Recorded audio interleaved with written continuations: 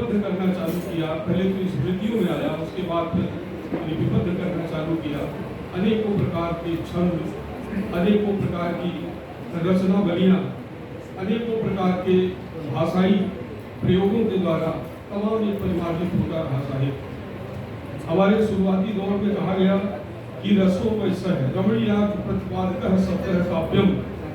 रमणीयार्थ शब्द जो है, जो प्रतिपादन करने वाले हैं वो है रसो वैसा है। वो जो रस है, रसायन जैसा है, जिसको सुनने से कानों के द्वारा जब जाता है तो एक रसायन, एक अलग तरह की अनुभूति होती है, वो रसायन है। लेकिन ये कविता की और साहित्य की प्रारंभिक धारणाएं थी। बाद में जब जीवन और आगे बढ़ा, तब हमारे मुंशी प्रेमचंद की परिभाषा आती है साहित्य जीवन की आलोचना।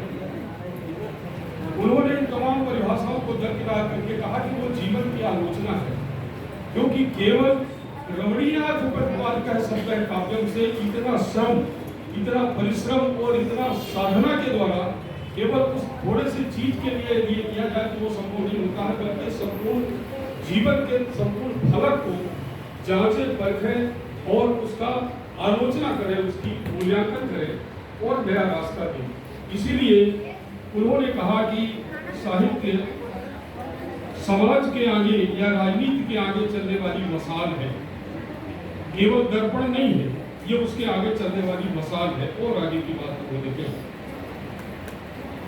हमारे जो समीक्षक लोग हुए, उन्होंने समीक्षा में मुझे अभी एक बात, थोड़ा सा मैं इसकी देख रहा था, मुझे मार्क्स की समीक्षा के संबंध में कुछ जानकारियां मिली, मैं जो आपको शेयर करना चाहता हूँ। बहुत महत्वपूर्ण जानकारी है। मार्क्स कहते हैं कि आलोचना और व्याख्या समाज को बदलने के लिए संघर्षरत लोगों को संबोधित होनी चाहिए। आलोचना का मतलब रिजेक्शन नहीं, मिथ्या विचार की जगह सही विचार रख देना भी आलोचना नहीं है। आलोचना का मतलब है यह देखना कि आलोचना का विषय कितनी गहराई में जीवन के उन रूपों को व्यक्त करता है जिनमें वो लोग जी रहे। आगे उन्होंने कहा कि हर चीज का मानवता के सार से संबंध, उसका पता लगाना, मानवता से इनकार करने वाले जीने के अमानवीय तरीकों से पर्दा हटाना आलोचना है। अमानवीय सामाजिक रूपों में कैद लोग अपने और दूसरों के बारे में सही या गलत तरीके से सोचते हैं और संघर्ष करते हैं। राजनीतिक जीवन के रहस्यमय पहलुओं को अभिव्यक्त और उजागर करना आलोचना है। मार्क्स ने यह भी कहा कि दार्शनिकों ने अब तक दुनिया की व्याख्या की, किंतु मूल बात यह है कि उसे बदला जाए, यानी आलोचक सिर्फ आलोचना न करे, आलोचना में सक्रिय हिस्सेदारी भी करे, आंदोलनों में सक्रिय हिस्सेदारी भी करे। ये आलोचना का मूल सबब उन्होंने बताया। हमारे पास जो वर्तमान हमारा मानव जीवन का इतिहास है वो लगभग 5000 साल का आंका जाता है।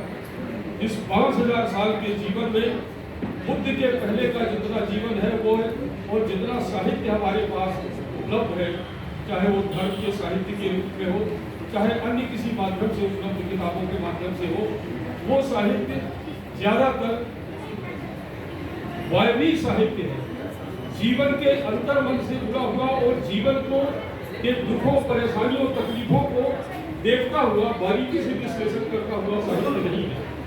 हमने वेद पढ़े, पुराण पढ़े, उपनिषद पढ़े, स्मृतियां पढ़ी, इन सब में जो बुद्ध की जितनी गहराई पर, इनमें सब में हमारे मनुष्य जीवन की जितनी दुख और तकलीफें हैं, वो ईश्वर, एक वायवी ईश्वर की कल्पना कर ली गई है, एक स्वर्ग की कल्पना कर ली गई है, एक नरक की कल्पना कर ली गई है, और उसके लिए मूर्तियों की परिकल्पना कर ली गई है, उनमें प्रार्थना की जाती है, उनसे मांगा जाता है। बुद्ध पहले ऐसे हैं कि जो इस उल्टे खड़े हुए चिंतन को एक आधार देते हैं। वो कहते हैं कि तो ये दुनिया का दुख कि तू दयाल, मैं दीन हूँ, तू दानी है, भिखारी हो, प्रसिद्ध पाप की तू पाप पुंजहारी, ये हमारी प्रार्थनाएं हैं कवियों की। तुलसीदास ने, सूरदास ने, सभी लोगों ने लिखा। और बहुत सारे हमारे संत कवि हैं, भक्त कवि हैं, और सामान्य लोग भी बहुत सारी इस तरह की प्रार्थनाएं गाते सुनते हैं। लेकिन बुद्ध ने कहा कि ये बाहरी शक्तियों से दुख का कोई बहुत ज्यादा संबंध नहीं है। दुख का संबंध मनोवृत्तियों से है। अपने अंतर मन में उतरो और उसका विश्लेषण बुद्ध ने किया, और उस विश्लेषण के द्वारा जो उन्होंने अपने सिद्धांत दिए, अष्टांगिक मार्ग के, पंचशील के सिद्धांत, ये तमाम सिद्धांतों के द्वारा ये प्रतिपादित किया बुद्ध ने कि यदि मनुष्य अपने अंतर मन को संयमित करे, सम्यक बुद्धि, सम्यक ज्ञान, ये तमाम चीजें जो उन्होंने बताई, उनके माध्यम से यदि प्रत्येक व्यक्ति अपने जीवन को संयमित करके जीवन जिए और प्रकृति के साथ तादात्म्य करके यदि जीवन जिया जाए, तो ये जीवन बहुत जिस तरह से दुखपूर्ण बना दिया गया है संसार, मनुष्य समाज, हर किसी के भाग्य नामक एक नया तत्व घुसेड़ करके भाग्य में लिखा है। बुद्ध ने इन सब चीजों को काट दिया। उनका कहना था कि यदि आप अपने अंतर्मन में, अपने विचारों में संयमित करके जीवन को जिएंगे, प्रकृति से तादात्म्य करते हुए, तो जीवन एक बेहतर तरीके से जिया जा सकता है और यहीं पर जीवन का निर्माण हो सकता है, जीवन को अपनी आवश्यकताओं को सीमित करते हुए। उन्होंने किसी दूसरे स्वर्गलोक की कल्पना नहीं की, जो कि हमारा संपूर्ण भारतीय दर्शन और संपूर्ण भारतीय साहित्य कहता है। अभी आप कह रहे थे राधा कृष्ण जी को, राधा कृष्ण जी का साहित्य भी, दर्शन भी वायवीय दर्शन है, वो तात्विक दर्शन नहीं, वो भी कल्पनाशील दर्शन है। वहां पर मनुष्य को कहीं कोई जीवन की, जिस तरह बुद्ध ने एक आधार दिया, जीने का एक तरीका दिया, विचार का तरीका दिया, बुद्ध में, और बुद्ध ये धम्म है, बौद्ध धर्म है जिसको धम्म कहा जाता है, और भारतीय धर्म में जमीन आसमान का है। हमारा जो धर्म है, भारतीय धर्म, वो धर्म है जिसमें ईश्वर है, पूजा पाठ है, इसमें मूर्तियां हैं, भजन है। लेकिन बुद्ध के यहाँ न ईश्वर है, न पूजा पाठ है, न धर्म है, न अजन है, न भजन है, कुछ नहीं है। वहां पर सीधे सीधे मनुष्य के आचरणों के बारे में, उसकी मनोवृत्तियों के बारे में, मनोपुगमा धम्मा मनुष्य था मनोमया, मनोमय है संपूर्ण जीवन, मनुष्य की वृत्तियां मनोमय है, मनुष्य का चित्त मनोमय है। और यदि इस मनोमय चित्त को साध लिया जाए, हर कोई साध करके चले, तो ये जीवन बहुत बेहतर जीवन बन सकता है।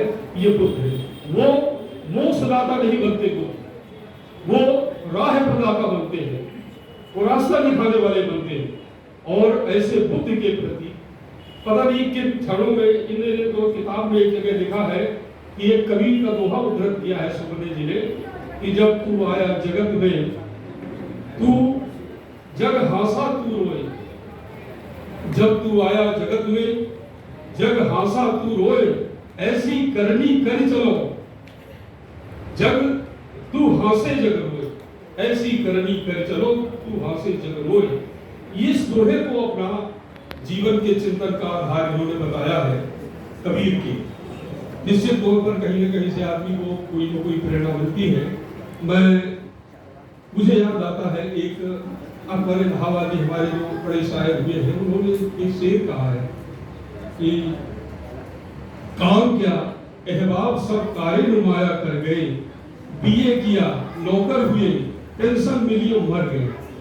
तो ये जो सामान्य जीवन की एक धर्म और पद्धति है कि बीए किया, पेंशन, नौकर हुए, पेंशन मिली और मर गए, इससे अलहदा नौकरी के रिटायरमेंट के बाद भी एक सक्रिय जीवन जी रहे हैं। और कविता और साहित्य निश्चित तौर पर मनुष्य को बहुत ज्यादा बांधता है। मैंने स्वयं अपने जीवन में, क्योंकि सरकार के जो है एक जो परम भ्रष्ट विभाग माना जाता है, राजस्व विभाग की नौकरी में रहा, और उस नौकरियों में करते हुए मैंने देखा कि इतना ज्यादा विचलन होता है, इतने तरह के ऑफर्स आते हैं, तमाम आदमी को डगमगाने, गिर पड़ने और कहीं पर किसी गहरे खड्डे में गिर जाने से बहुत सारे चांसेस हैं। लेकिन यदि आप साहित्य से जुड़े हुए हैं, तो साहित्य निरंतर आपको जो है एक संबोधि देता है, एक ताकत देता है, हिम्मत देता है, दिशा देता है, रास्ता देता है, और आप अपने मार्ग से विचलित नहीं हो पाते हैं। ये मैंने अपनी जिंदगी में स्वयं अनुभव किया है साहित्य के माध्यम से। मैं लगातार विद्यार्थी रहा, मेरी बहुत बड़ी लाइब्रेरी है, मैंने कई हजारों किताबें खरीदी है। साहित्य को, दर्शन को, फिलॉसफी को सबको पढ़ने की मेरी हैबिट में है। इसलिए मैंने देखा है कि साहित्य मनुष्य को मांझता है और जीवन के उत्तरार्ध में, पता नहीं वो कब से लिख रहे हैं, लेकिन इस उत्तरार्ध में उन्होंने कविता को अपना माध्यम चुना, साहित्य को अपना माध्यम चुना। ये निश्चित तौर पर उनके लिए बड़ी उपलब्धि है। ये जो रचनाएं इन्होंने लिखी है, ये गीत ज्यादा है, इसमें कुछ तुकाल और अतुकाल कविताएं हैं, लेकिन गीत में दो तीन बातें महत्वपूर्ण होती है। गीत में लय होती है, तुक होती है, जो इसकी महत्वपूर्ण चीजें हुआ करती है। तो इसमें जो वैयक्तिकता भी होती है गीतों में, 5-7 गीतों की विशेषताएं होती है। उन विशेषताओं में से इन्होंने अपने स्तर पर उनको करने की, वो स्वाभाविक तौर पर जो विकसित विधा में लिखता है वो आती ही है। भाषा बहुत साधारण है, बहुत सामान्य है, सरल है, सहज भाषा है। और इस सहज भाषा में वो जिनको लिखना चाहते हैं, जिस वर्ग को संबोधित करना चाहते हैं, जो बुद्ध और अम्बेडकर का वर्ग है, जो यहाँ का वंचित वर्ग है, सर्वहारा वर्ग है, जो दुखी और तकलीफ जदा समाज में रहने वाले लोग हैं, उनको संबोधित उनकी कविताएं हैं। तो उस तरह की ये भाषा भी उसी तरह की सहज और सरल है और बोधगम्य भाषा है। मैंने जब देखा कि पूरी कविता में उनका जो है वो अभिधा, लक्षणा और व्यंजनाएं 3 शब्द संक्रिया जो होती है, तो उसमें अभिधा में पूरी बात की गई है। व्यंजना और लक्षणा या तो वो पहुंचे नहीं या पहुंचने की कोशिश नहीं की, जो भी हो ये वो समझे, लेकिन व्यंजना और लक्षणा में बात में कहकर के अभिधा मतलब जो सबसे सरल कहने की विधि होती है, उस विधि में उन्होंने अपनी बात कहने की कोशिश की है। संप्रेषणीय बातें। मेरी कविता के अंतर विरोध वाला अंतर विरोध की मोती, ये संग्रह मुझे नहीं मिला था, मुझे जो दिया गया था अंतर्बोध के मोती। अब इस अंतर्बोध के मोती में उन्होंने बुद्ध और बाबा साहब अम्बेडकर के बारे में उन्होंने अपना, उनके सिद्धांतों पर भी बात की है और उनके जीवन में किए गए कार्यों के बारे में, और उन कार्यों को अनुकरण करने के लिए बार बार इनका जो अपनी तरफ से जो इशारा है, जो इनका इंगित है कि इनके जो महत्वपूर्ण कार्य है, उन कार्यों पर चल करके हम एक अच्छे मनुष्य, एक अच्छा जीवन और एक अच्छा राष्ट्र बन सकते हैं। जीवन जीते हुए एक बेहतर राष्ट्र बन सकते हैं। मैं मानता हूं कि इस देश में गौतम बुद्ध ने पहली बार मनुष्यों से जुड़ने के लिए जो चिंतन दिया, इसके पहले तो ये चिंतन इस तरह से भटके हुए चिंतन है। वेद पढ़िए, पुराण, महाभारत कुछ भी पढ़िए आप, वहां पर उतनी गहराई से मनुष्य के साथ जुड़ने का चिंतन है ही नहीं। लेकिन जो बुद्ध ने दिया है, वो चिंतन मनुष्य के साथ गहराई से, और सबसे बड़ी बात कि जो करुणा को, जो बुद्ध को जो करुणावतार कहा गया है, जो करुणा है मनुष्य जीवन के तमाम भावों का एक आधार होती, जीवन का आधार होती है। उस करुणा को लेकर के यदि बात की जाए तो संपूर्ण जीवन उसकी परिधि से बढ़ जाता है। दुख, तकलीफ, पीड़ित समस्त मानवता उसकी शरण में आ जाती है और तब मनुष्य उसके आगे उनके काम करने की तरफ प्रेरित करता है। यह इनके कविता संग्रह का यही सार संक्षेप है। मैंने दिनकर जी का साहित्य पढ़ा। दिनकर जी ने तमाम बहुत सारी, जो उर्वशी उनका महाकाव्य है, जो प्रेम काव्य है, बहुत सारे गीत हैं उनके, प्रेम गीत है। लेकिन जब उर्वशी लिखने के बाद उनकी कविता की एक लाइन है कि अरे उर्वशी कार, तू कविता की गर्दन पर धर कर पांव खड़ा हो, हमें चाहिए कर्म गीत उन्माद प्रलय का, अपनी ऊंचाई से तू कुछ और बड़ा हो। वो इस दुखी जीवन को प्रेम और इस हास परिहास में बिता देने के लिए ठीक नहीं मानती। तो अपनी तमाम उर्वशी जैसा बड़ा काव्य लिखने के बाद वो अंत में कहते हैं कि अरे उर्वशी कार, तू कविता की गर्दन पर धर कर पांव खड़ा हो, हमें चाहिए कर्म गीत उन्माद प्रलय का, अपनी ऊंचाई से तुम कुछ और बड़ा हो। ये कविताएं अपने तरह से प्रलय की ही कविताएं हैं। प्रलय का मतलब परिवर्तन होता है। प्रलय का मतलब जो कुछ है उसको नष्ट करके नए के निर्माण की तरफ की जो प्रक्रिया होती है वो प्रलय कहलाती है। ये कविताएं उसी तरह के प्रलय की, परिवर्तन की एक तरह से कविताएं हैं। मैं मालूम में लिख कर तो 4-5 पेज लाया हूँ, लेकिन मुझे अभी हमारे जो आलोचक है माननीय चंगेजिया जी ने कहा कि नहीं उज्जैन जाना है, तो मैंने कहा कि चलो मैं मौखिक रूप से बोल देता हूँ। करुण बुद्ध पर बुद्ध की उनकी पहली किताब मुझे बुद्ध पर दी थी, उस पर मैंने बुद्ध चिंतन और उनकी प्रणाली पर बहुत सारी बातें लिख कर के लाया था। कभी मौका पड़ेगा या तो उनको दे दूंगा लिख करके। मैं इस अवसर पर उनको साधुवाद देता हूँ। आपने मुझे यहाँ बुलाया, बोलने का मौका दिया, उसके लिए बहुत बहुत धन्यवाद।